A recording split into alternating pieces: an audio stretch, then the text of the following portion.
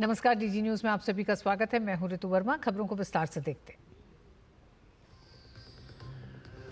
रक्षा सहयोग समझौते को जल्द अंतिम रूप देंगे भारत और श्रीलंका। पीएम मोदी और श्रीलंका के राष्ट्रपति की बैठक, दोनों देशों के बीच अहम समझौते।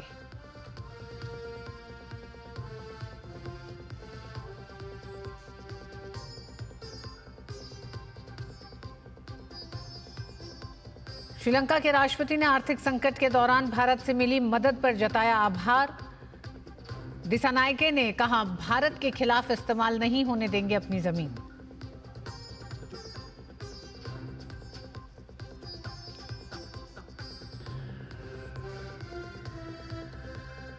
राज्यसभा में संविधान पर विशेष चर्चा जारी। वित्त मंत्री निर्मला सीतारमण ने कांग्रेस पर बोला करारा हमला। कहा, कांग्रेस के नाम है अभिव्यक्ति की स्वतंत्रता पर अंकुश लगाने का रिकॉर्ड।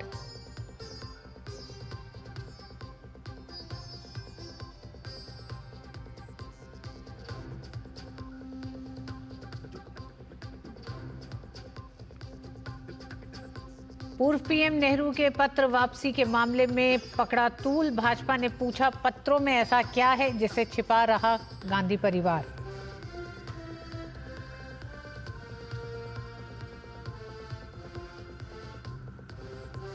संभल और बहराइच मामले पर विधानसभा में गरजे सीएम योगी। कहा, समाजवादी पार्टी के शासनकाल में राज्य में हुए 815 सांप्रदायिक दंगे। 2017 के बाद दंगों में आई 97 से लेकर 99% तक की कमी।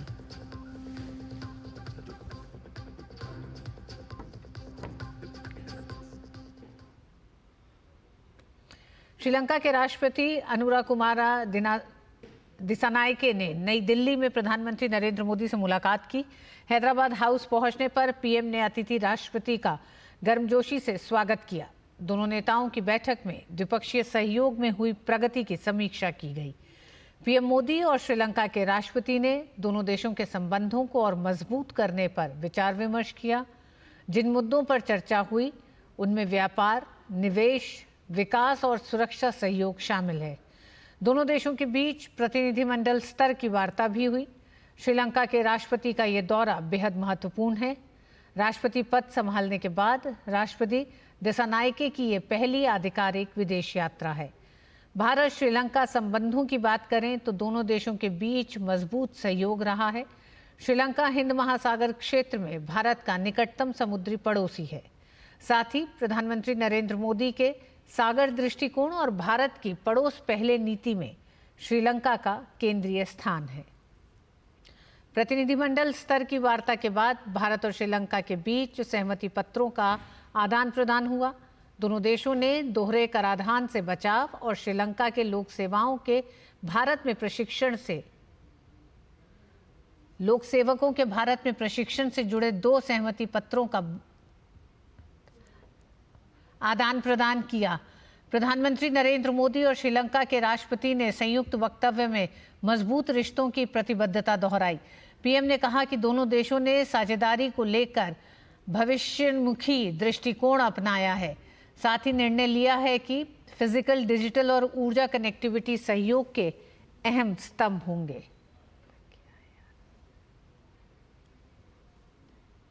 दोनों देशों के बीच इलेक्ट्रिसिटी ग्रिड कनेक्टिविटी और मल्टी प्रोडक्ट पेट्रोलियम पाइपलाइन स्थापित करने पर काम किया जाएगा।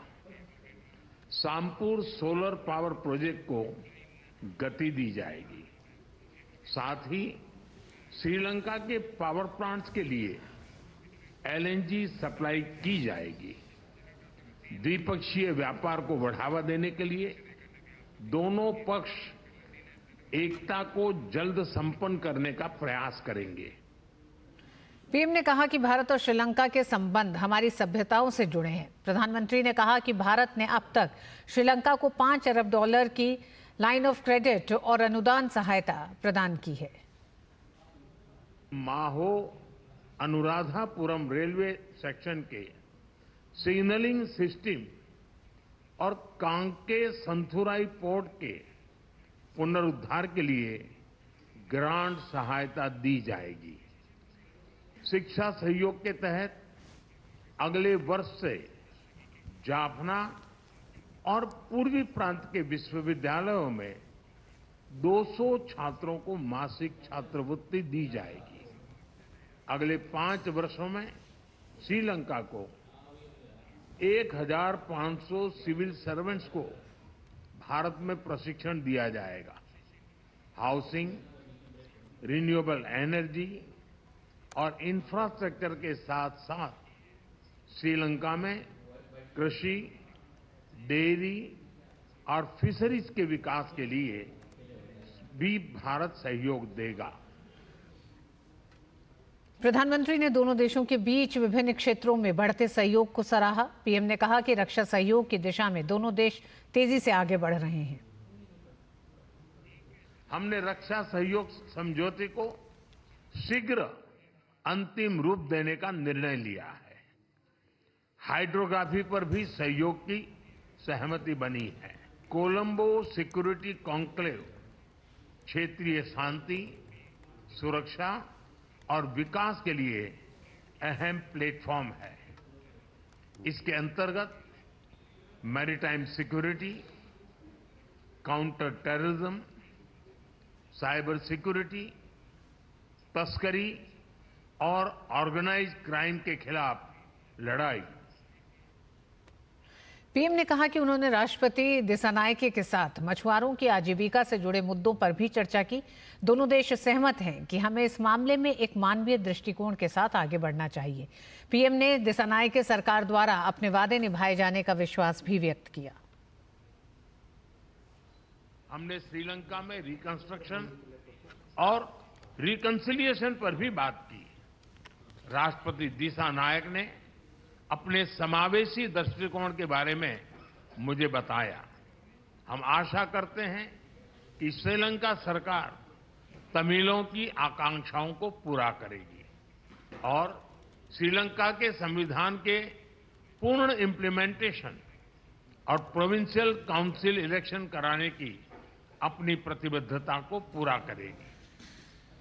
श्रीलंका के राष्ट्रपति ने गर्मजोशी से स्वागत के लिए प्रधानमंत्री नरेंद्र मोदी का आभार जताया। उन्होंने श्रीलंका के आर्थिक संकट में भारत से मिली सहायता का जिक्र किया।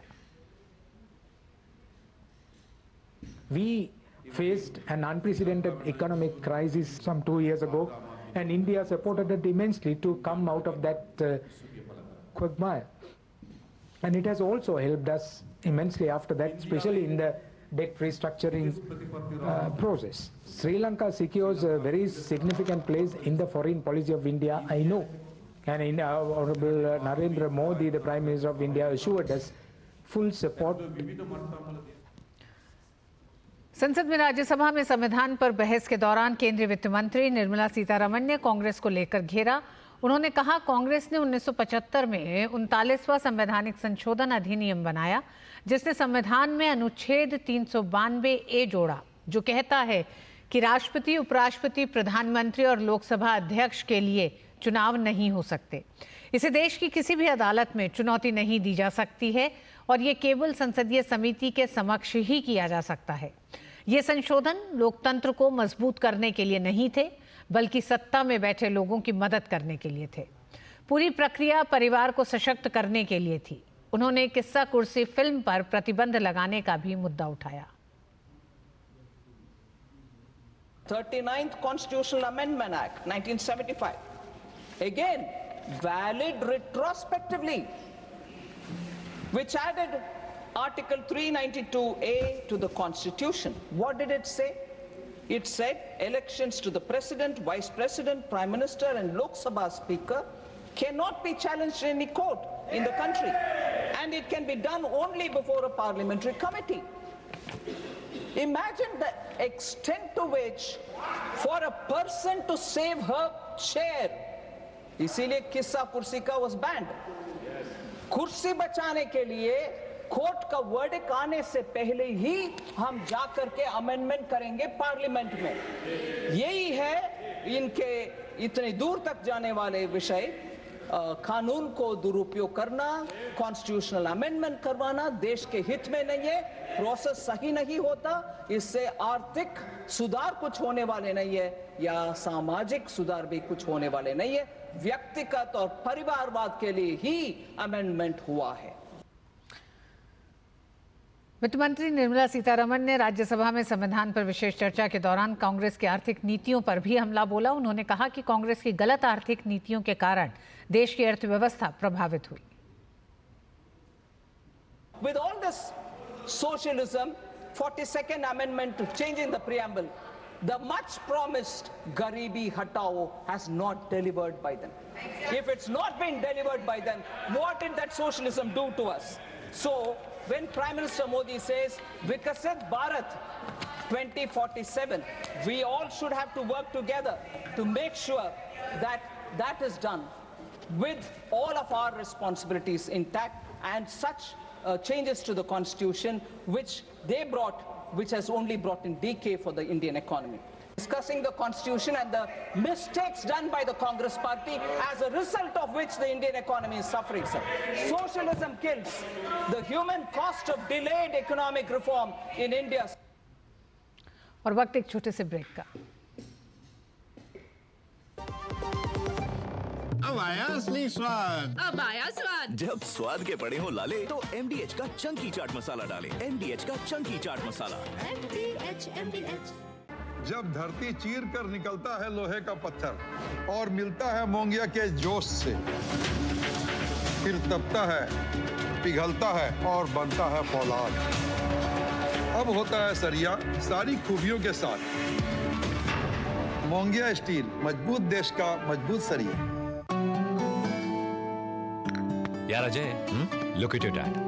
हम इस उम्र में ऐसे रहेंगे क्या? बिल्कुल रहेंगे, अगर पापा जैसी सही प्लानिंग की तो। जैसे कि मेरे पापा ने इन्वेस्ट किया LIC के जीवन अक्षय में, जो दे रहा है इमीडिएट और guaranteed annuity at regular intervals, जिंदगी भर के लिए। वाह, पर हमें तो इस एज तक वेट करना पड़ेगा ना? बिल्कुल नहीं, हमने तो अभी इन्वेस्ट किया है LIC के न्यू जीवन शांति में, जो हमें देगा डिफर्ड एन्युटी, मतलब कुछ साल बाद से रेगुलर इनकम। आई सी। LIC के एन्युटी प्लान्स दे एन्युटी ऑप्शंस और नियमित इनकम पाने में फ्लेक्सिबिलिटी भी। LIC, हर पल आपके साथ। अनुभव कीजिए शुद्ध MDH बादाम रोगन का प्यार। सेहत बनके रग-रग में दौड़े। त्वचा में समाए, हाइड्रेट करे, हर उम्र की त्वचा का पोषण करे। You deserve the purity। MDH बादाम रोगन, नेचुरल, टेंडर, प्योर। चमके चमके। पूर्व प्रधानमंत्री जवाहरलाल नेहरू द्वारा लिखे गए पत्रों को PMML सोसाइटी द्वारा वापस मांगे जाने के बाद भाजपा ने कांग्रेस को निशाना बनाया है।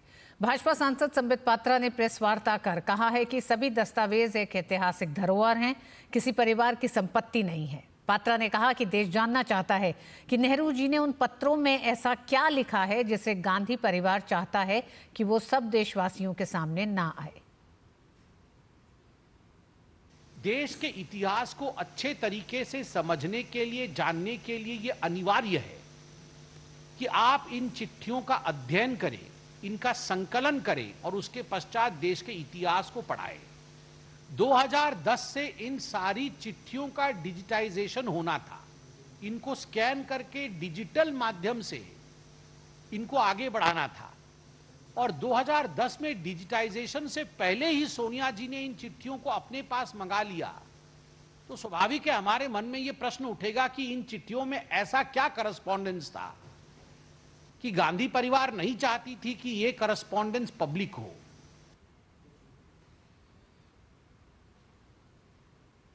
अर्थव्यवस्था के लिहाज से एक बेहतर खबर, भारत के निजी क्षेत्र का उत्पादन 4 महीनों में सबसे तेज गति से बढ़ा है। एक सर्वे के मुताबिक देश में सर्विस और मैन्युफैक्चरिंग सेक्टर में मजबूत मांग और नौकरियों में रिकॉर्ड वृद्धि के कारण देश की अर्थव्यवस्था को मजबूती मिल रही है। S&P ग्लोबल की रिपोर्ट में बताया गया है कि देश पर परचेजिंग मैनेजर्स इंडेक्स यानी PMI दिसंबर महीने में बढ़कर 60.7 पर पहुंच गया है, जबकि नवंबर में यह आंकड़ा 58.6 था।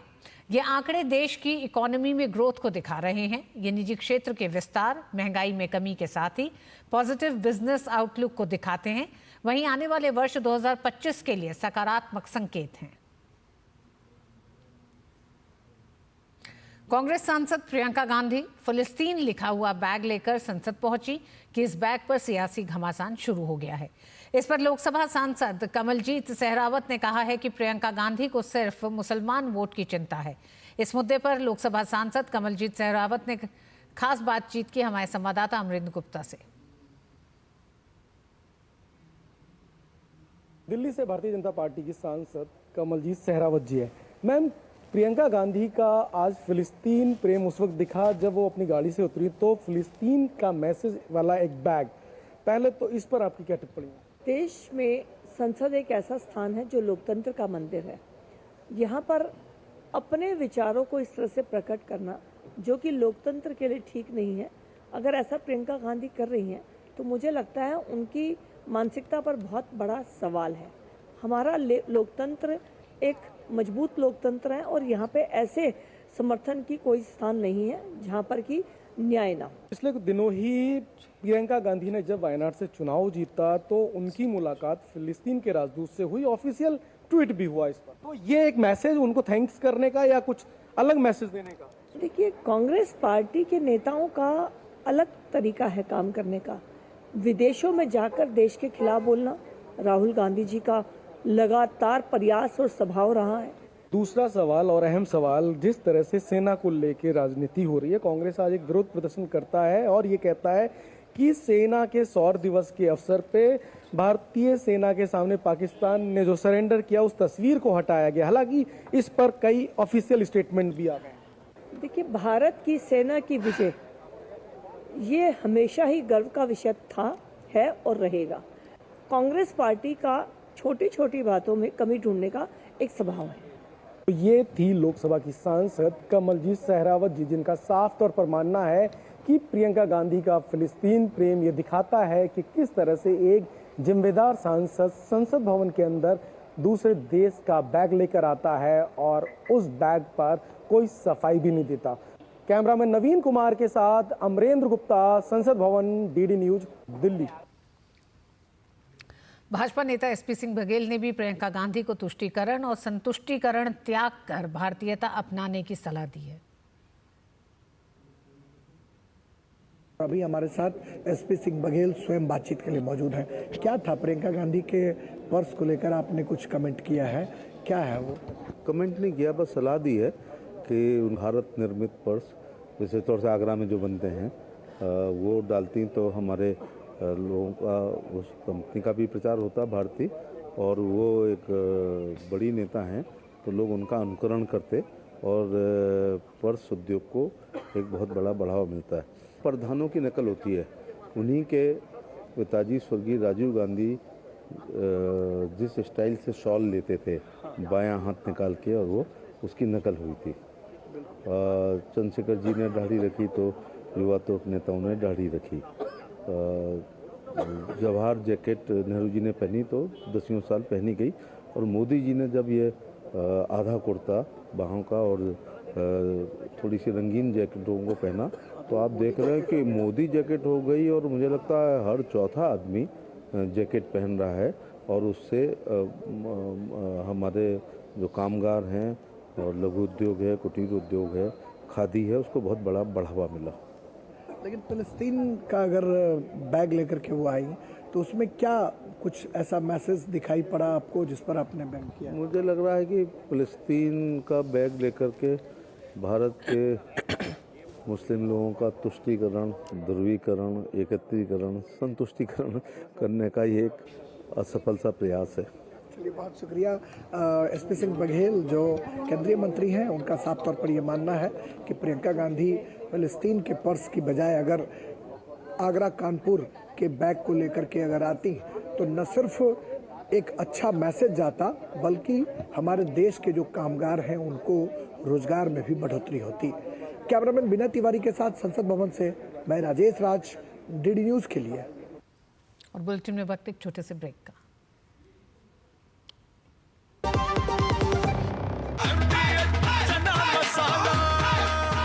छोलिया हो या लोबिया, सफेद चने या काले चने, सब कुछ मजेदार बने। मेरी पसंद, मेरी पसंद, मेरी पसंद, मेरी पसंद, हमारी पसंद, हम सबकी पसंद। मजबूत देश का मजबूत सरिया मोंगिया स्टील। कब तक लंबी लाइनों में उम्र बिताइएगा? डिजिटल पेमेंट अपनाइए, चुटकी में हल पाइए। पुराने तरीके कब तक अपनाइएगा? डिजिटल पेमेंट बहुत आसान है, लेकिन चुटकी में पेमेंट चुका। बटुआ ढूंढ रहे हैं? डिजिटल पेमेंट अपनाइए, कभी भी कहीं भी और सुरक्षित। हमने तो इन्हें डिजिटल पेमेंट करना सिखा दिया। आपने? आरबीआई कहता है कि डिजिटल पेमेंट अपनाओ, औरों को भी सिखाओ।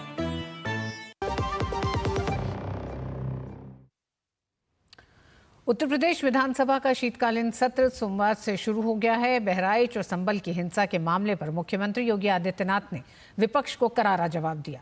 सीएम योगी ने कहा कि जिस संबल हिंसा को लेकर विपक्ष बवाल काट रहा है, उनके शासनकाल में यहां पर नरसंहार हुए थे।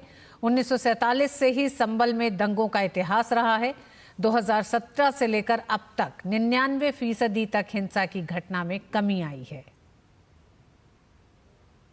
जो मंदिर आज निकल रहा है 1978 से इन लोगों ने कभी खोलने नहीं दिया उस मंदिर को, जो आज बजरंगबली का मंदिर निकल रहा है, जो वहां पर आज 22 कुएं किसने बंद किए थे, इन 22 कुओं को भी वहां पे बंद किया गया।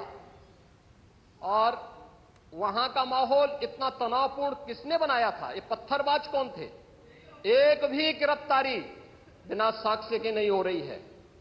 और याद रखना, जिसने पत्थरबाजी की होगी, जिसने माहौल खराब किया होगा, उसमें एक भी बचने वाला भी नहीं है। संबल की घटना को लेकर के एक जुडिशियल कमीशन गठित किया है। जुडिशियल कमीशन वहां विजिट कर रहा है, लगातार लोगों के बयान भी लेंगे, सभी पक्षों की बात को भी सुनेगा, सच को सामने लेके आएगा। लेकिन आपके अनावश्यक पत्थरबाजी से या फायर करने से, इल्लीगल आर्म से फायर करने से वहां पर शांति बहाल नहीं होने वाली है। आगे मुख्यमंत्री योगी आदित्यनाथ ने बहराइच पर कहा कि मुसलमानों के कार्यक्रम में जब कोई व्यवधान नहीं पहुंचाता तो हिंदुओं की शोभा यात्रा में दिक्कत क्यों आती है? ये पत्थरबाज कौन थे? एक भी गिरफ्तारी बिना साक्ष्य के नहीं हो रही है। जिसने माहौल खराब किया होगा उसमें से एक भी बचने वाला नहीं है। बहराइच में भी वो परंपरागत जुलूस था, परंपरागत जुलूस था, वही मैं कह रहा हूं, परंपरागत जुलूस था। और उसी परंपरागत जुलूस को आगे बढ़ाने के लिए सारे कार्यक्रम संपन्न हुए थे, आगे भी संपन्न होंगे। लेकिन ये चीजें तय करना, ये कहना कि उत्तेजक नारे लगाए जा रहे थे, जय श्री राम का नारा उत्तेजक नहीं है, ये हमारी श्रद्धा का नारा है, हमारी आस्था का प्रतीक है कि बहराइच की घटना में या संबल की घटना में प्रशासन की कार्रवाई पूरी ईमानदारी के साथ, पूरी न्याय संगत तरीके से आगे बढ़ रही है। प्रधानमंत्री सूर्य घर मुफ्त बिजली योजना लॉन्च होने के 1 साल के अंदर ही उल्लेखनीय उपलब्धि हासिल की है। इस वर्ष फरवरी में शुरुआत के बाद से प्रधानमंत्री सूर्य घर मुफ्त बिजली योजना के तहत 6,85,763 इंस्टॉलेशन किए गए हैं। प्रधानमंत्री सूर्य घर मुफ्त बिजली योजना में सबसे ज्यादा मांग 3 से 5 किलोवाट सेगमेंट की है, जो कुल इंस्टॉलेशन का 77% है। वहीं 14% मांग 5 किलोवाट से ज्यादा के सेगमेंट की है। इस पहल के तहत गुजरात में सबसे अधिक 2,86,545 सोलर इंस्टॉलेशन लगाए गए।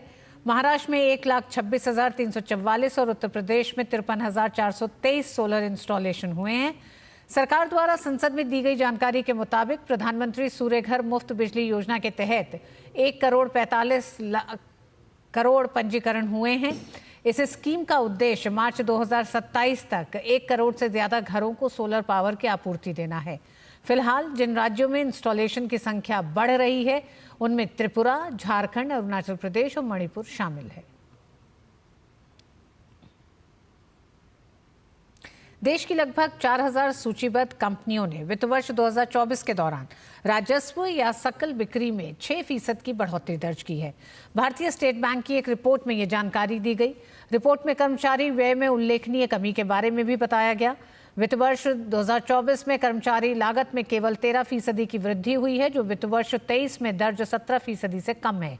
इससे पता चलता है कि कंपनियां अपने फायदे को बनाए रखते हुए अपने वेतन बिलों को अनुकूलतम बनाने पर ध्यान दे रही हैं।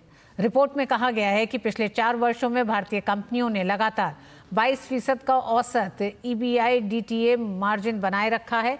इसी अवधि के दौरान वेतन बिलों में औसत वार्षिक वृद्धि लगभग 12% रही है। ये कर्मचारी व्यय और अन्य लागत घटकों के सावधानीपूर्वक मॉड्यूलेशन को दिखाता है।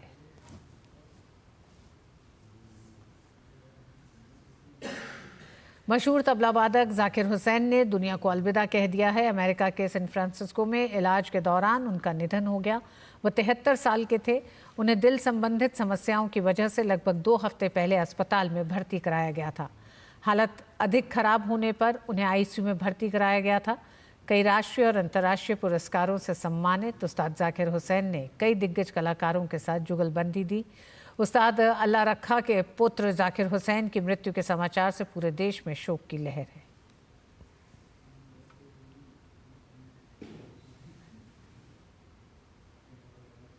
रक्षा मंत्री राजनाथ सिंह ने मशहूर तबला वादक जाकिर हुसैन के निधन पर शोक व्यक्त किया है। केंद्रीय मंत्री ने कहा कि जाकिर हुसैन ने संगीत के क्षेत्र में देश का नाम रोशन किया है और ये खबर बेहद दुखद है। जाकिर हुसैन ने इस देश का भी नाम रोशन किया है संगीत के क्षेत्र में, और उनकी जितनी भी प्रशंसा की जाए वह कम है, और संगीत के क्षेत्र में उनका बहुत बड़ा योगदान है। ये दुखद है कि आज वो हमारे बीच नहीं रहे। मैं अपनी तरफ से श्रद्धांजलि अर्पित करता हूँ। मशहूर तबला वादक जाकिर हुसैन के निधन पर गायक अनूप जलोटा ने कहा कि जाकिर हुसैन सिर्फ भारत के ही कलाकार नहीं थे, बल्कि वह एक अंतर्राष्ट्रीय कलाकार थे। चाहे बैंड ऑस्ट्रेलिया का हो, अमेरिका का या अफ्रीका का हो, हर बैंड में हीरो होते थे। वह पूरी दुनिया के मशहूर कलाकार बन गए थे। मैं कहना चाहूँगा कि ऐसा कलाकार अब दोबारा नहीं आएगा। उस्ताद जाकिर हुसैन नहीं रहे, हमको जाकिर भाई कहा करते थे प्यार से। ऐसा कलाकार न हुआ है न होगा जो हिंदुस्तान से जिसने अपनी जर्नी शुरू की और दुनिया के हर देश के कलाकारों का प्रिय बन गया।